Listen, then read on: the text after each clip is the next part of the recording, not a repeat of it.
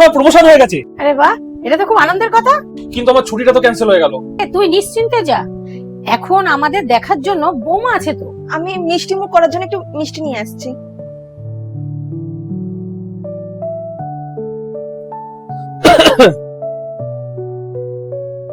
আমাকে ছাড়া তোমার ভালো লাগবে?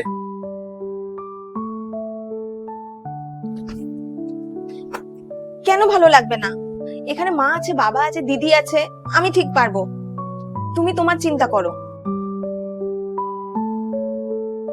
তোমার চার্জার হয়ে গেছে, দিয়ে হয়ে গেছে, জলের বোতলটাও দিয়ে দিলাম। তোমার এখানে থাকাটা কি জরুরি?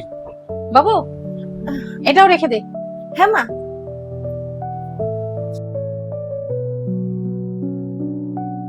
মা আসলাম,